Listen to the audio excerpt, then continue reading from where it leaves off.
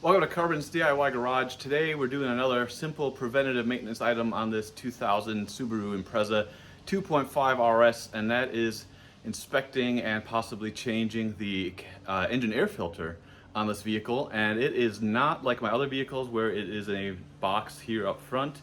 Instead, it is in that box back there. So let's get at it and go take a look.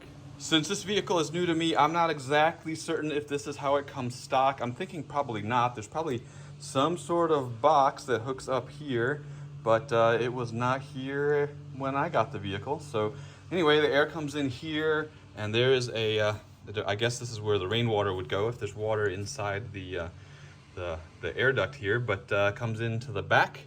And then the filter is right here and then goes into the engine. And so we are going to separate the three spring clamps at the top. And then there is also a nut holding the air duct down, but we don't have to deal with that, just to check the filter. Oh, and hey, by the way, there is a cap here that screws on. I don't know what it's for.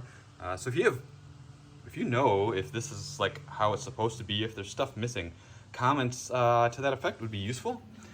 But anyway, you got three spring clamps and then a 10mm bolt that for me is holding down this PA speaker, which maybe is associated with an alarm system the vehicle has that I don't know about or used to have. I don't know.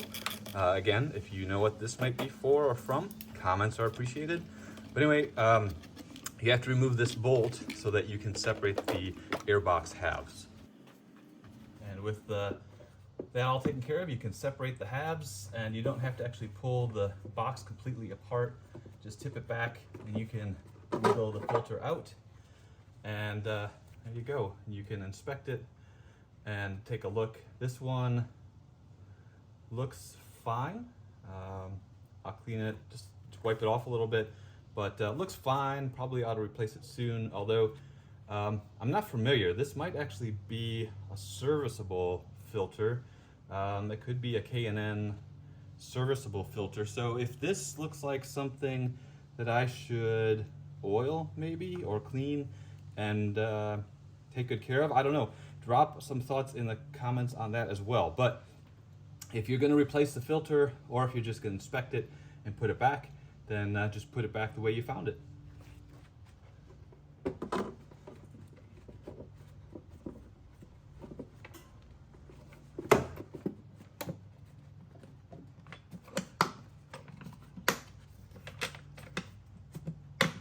So it was easier to push the filter into the part of the box that you pull away from the engine first, and then pull that entire box towards the part that's on the engine, and then just put those clamps on.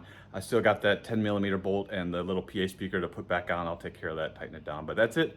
Pretty simple to inspect the filter and replace it if you need to. If you have thoughts about whether or not mine's serviceable or not, let me know.